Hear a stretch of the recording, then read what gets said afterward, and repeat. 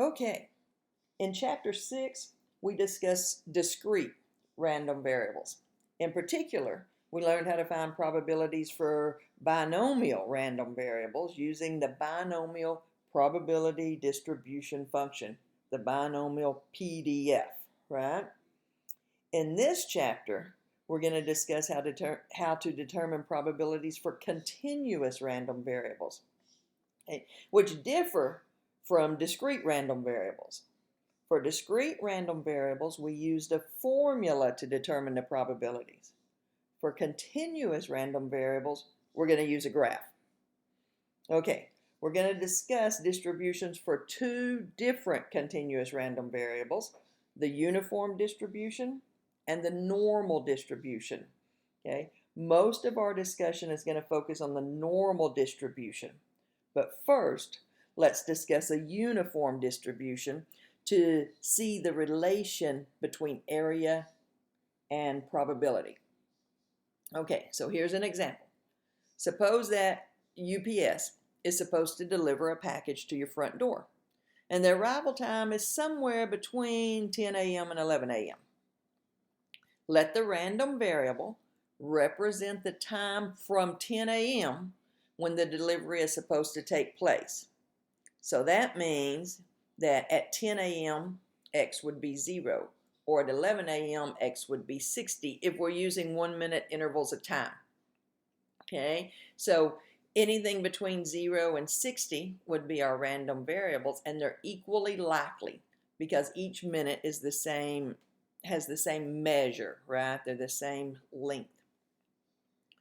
So that is to say your package is just as likely to arrive between 10:15 and 10:16 as it is to arrive between 10:40 and 10:41. Okay, so the random variable can be any value in the interval from 0 to 60 inclusive, right? So it's between 0 and 60, including 0 and 60. Because any two intervals of equal length between 0 and 60 inclusive are equally likely, the random variable is said to follow a uniform probability distribution, right? Because they're equally likely, that makes it uniform. So when computing probabilities for the discrete random variables, we just substituted the value of the random variable into a formula, right? But things are not as easy for continuous random variables because an infinite number of outcomes are possible for continuous random variables. So that makes the probability of observing one particular value equal to 0. Okay, so for example, think about this. Uh-oh, my pen thing is gone. Hold on, guys. I'm so sorry. Let me see if I can find my... All right, let me see.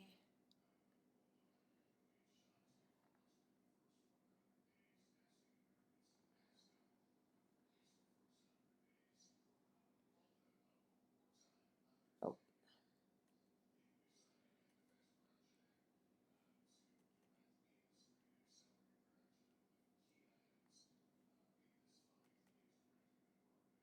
Come on, open.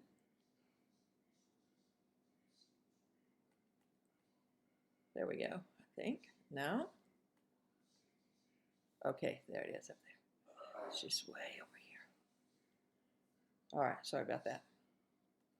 Okay, so where were we? We just read this, and we were explaining why the probability would be 0 for any particular value since this is continuous.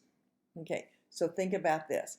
Let's say we're looking for the probability that our package arrives 8.629347 minutes past 10 a.m.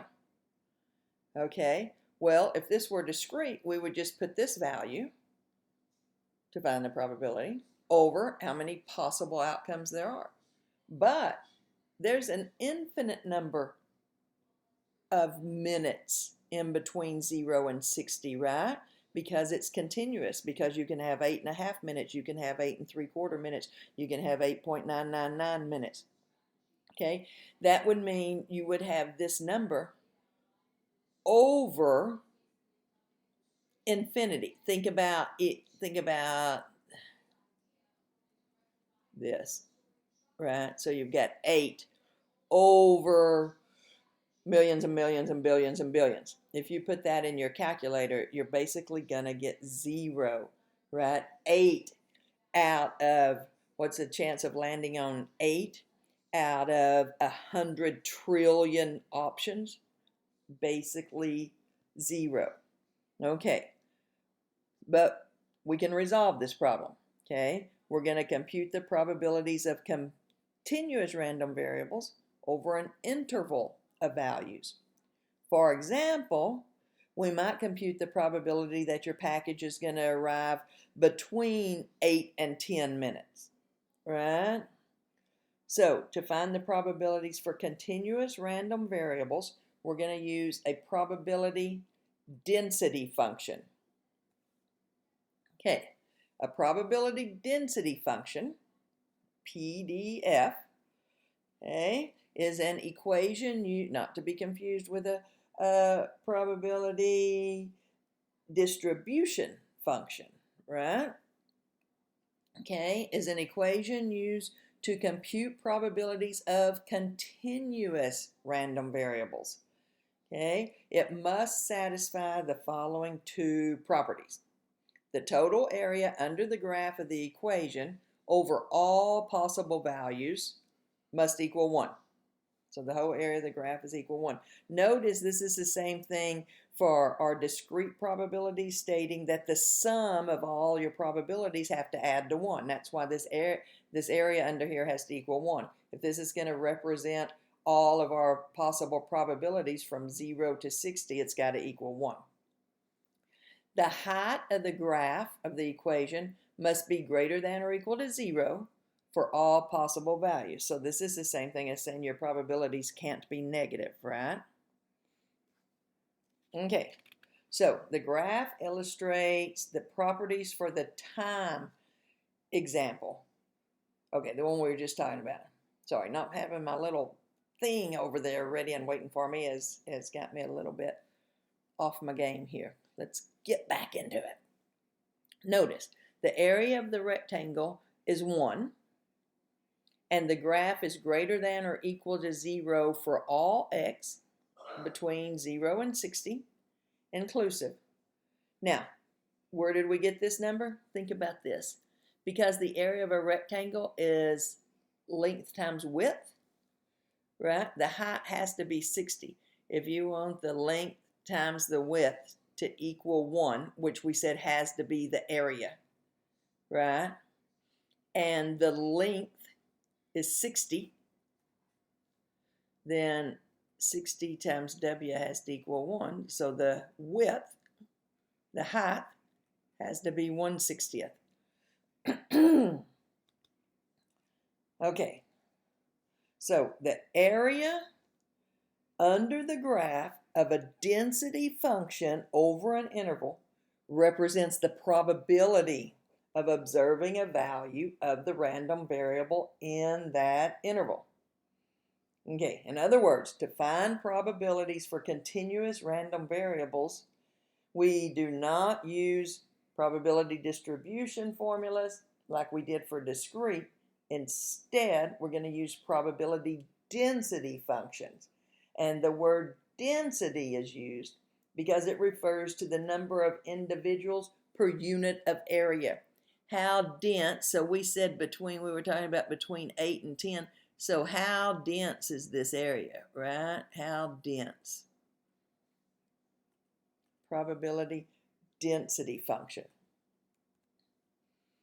Okay, values of the random variable less than 0 or greater than 60 are impossible, okay, because between 10 and 11 a.m. only has 60 minutes in it. Thus, the function value must be 0 for those areas. Okay, so here's an example. The probability of choosing a time that's between 15 and 30 minutes after the hour is the area under the uniform density function. Remember, it's uniform because it's equally likely all the way across. Okay, so we can just take our rectangle, mark off 15 to 30, 15, 30, 45, 60, and see what that area is. Okay, well, area of a rectangle is length times width. So the length is 15, and we're calling this the width, right? And the width, the height, is 1 over 60. So that's what they got here, because think about that. This is 15 times 1 over 60. So 15 over 60, or 1/4, or 0.25. Okay, does that make sense? It really needs to, because we introduced this uniform density function just so we could associate probability with area. So hopefully that makes sense. Now that we have that association, we're better prepared to discuss the most frequently used continuous distribution, the normal distribution. Okay, relative frequency histograms that are symmetric and bell-shaped are said to have the shape of a normal curve. Okay, so before we were calling this our empirical, right? Empirical data, and I think I probably slipped up and used normal more than once, right? This is the most frequently used continuous distribution, the normal curve.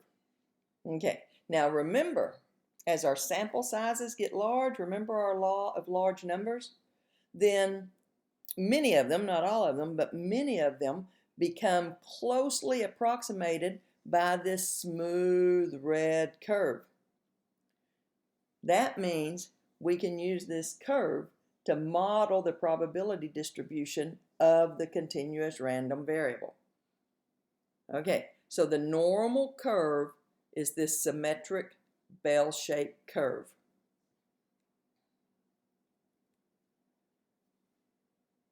A continuous random variable is normally distributed or has a normal probability distribution if its relative frequency histogram of the random variable, so if its histogram has bell-shaped and symmetric, right? So if its histogram is bell-shaped and symmetric.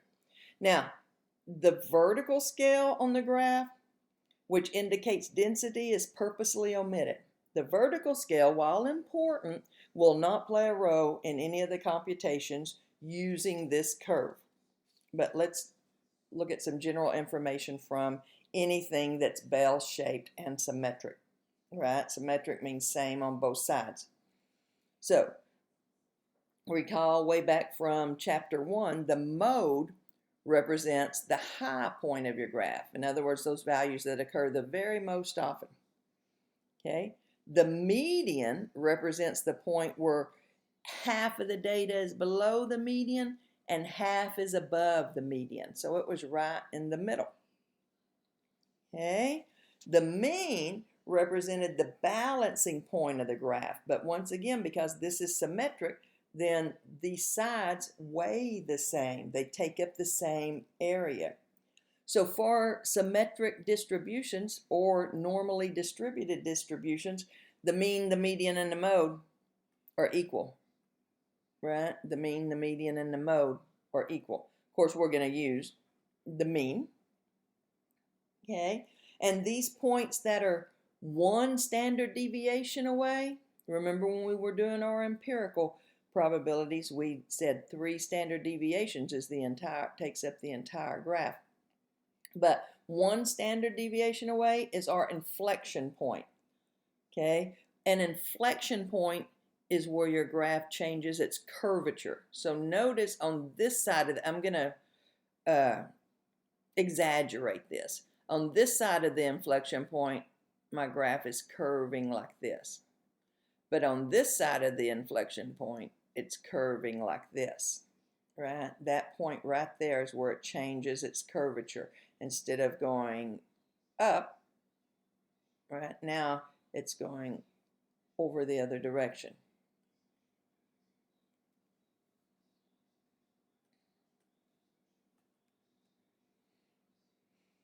Okay, so these show how changing the mean or sigma can affect our graphs.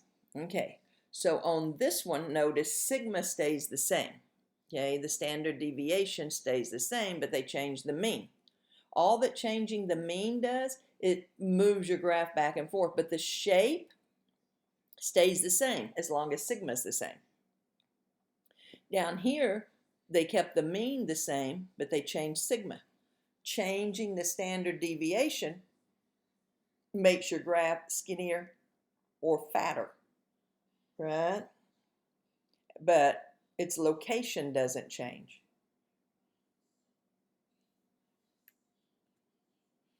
Okay, here's some properties of the normal density curve. It is symmetric about its mean. Because the mean equals the median equals the mode, the curve has a single peak, and the highest point occurs at the mean, or the median, or the mode. Okay, it has inflection points, one standard deviation on either side of the mean. The area under the curve has to be 1. The area under the curve to the right of the mean is equal to the area under the curve to the left of the mean, which would all equal 1/2.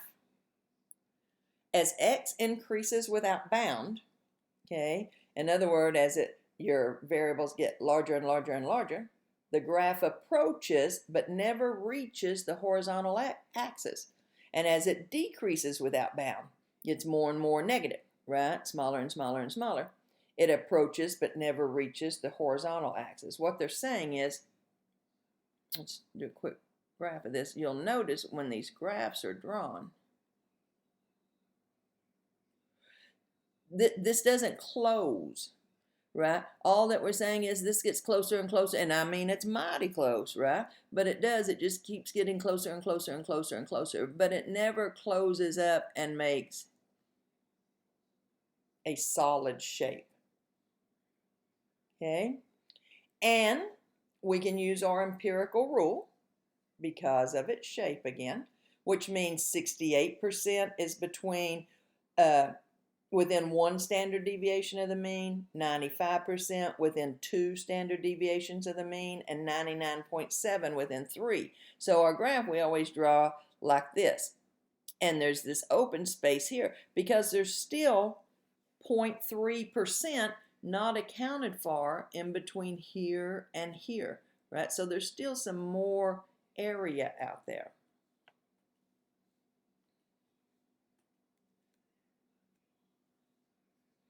Okay, so here's just a diagram with all your information filled in. What we need to know is what we needed to know before, right?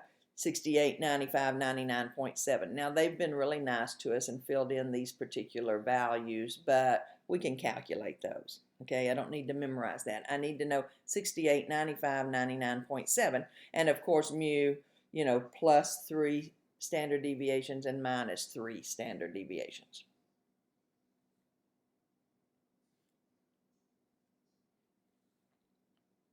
Okay, so the data on the next slide represents the height in inches of a random sample of 50 2-year-old males.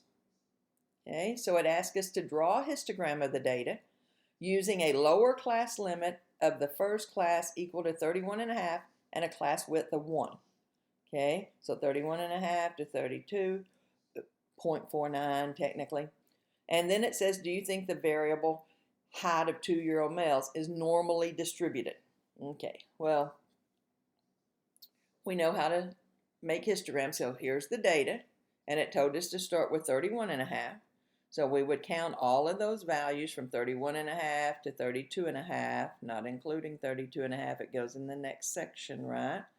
And then to 33.5 and 34, and put their heights. So there's a histogram. All right, we already know how to construct a histogram. We're not going to do that again. And then the question is now, is it normally distributed? Well, yeah, we would say technically it's approximately normal, okay, rather than just saying yes, normal. I mean, your answer is going to be yes, normal, but technically it's approximately normal because the normal curve is really just an idealized description, okay, and data rarely follows that exactly. But we need to be approximately normal, okay, and if we are approximately normal, there's all kinds of cool stuff we can find out. So here we have a normal density curve drawn over the histogram. How does the area of the rectangle corresponding to a height between 34.5 and 35.5 relate to the area under the curve between these two heights?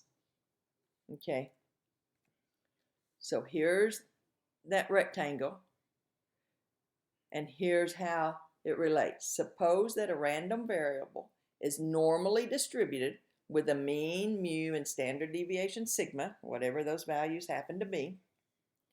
The area under the normal curve for any interval of values of the random variable represents either the proportion of the population with the characteristic described by the interval of values. Okay, so it represents the proportion of population, right? This much population. Or, now here's what's important to us, the probability that a randomly selected individual from the population will have the characteristic described by that interval. Okay, so area under these curves are going to represent either the proportion of the population or the probability that it will have that characteristic.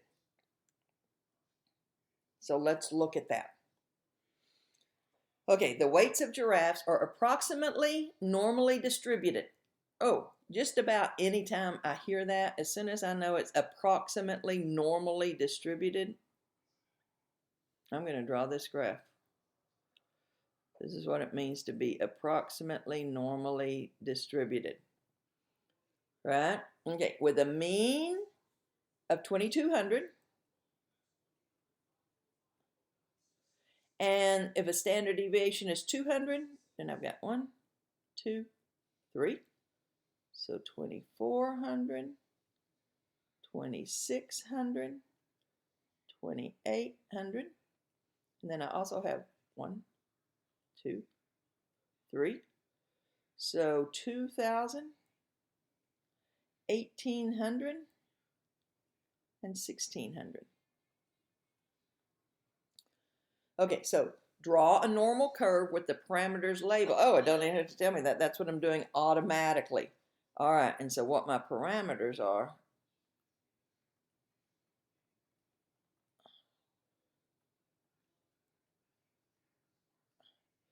is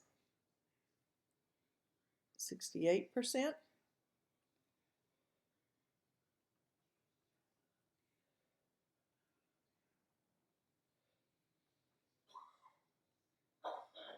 95%, and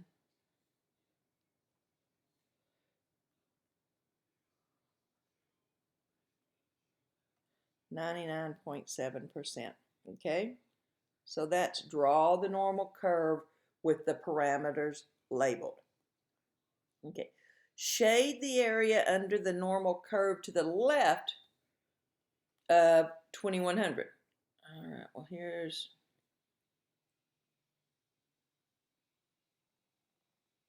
2,100, 2,000, 2,200.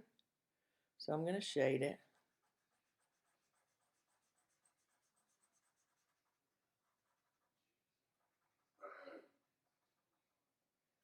Okay.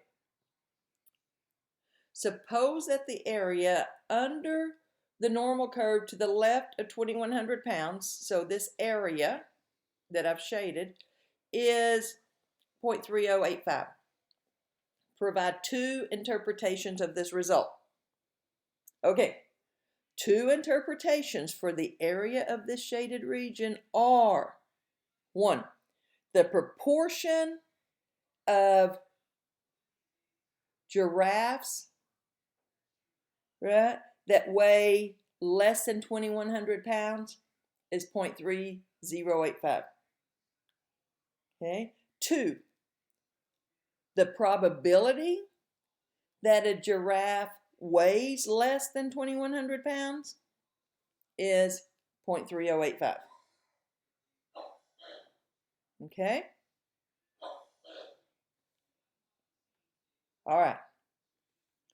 Let me know if you have any questions. See you next time.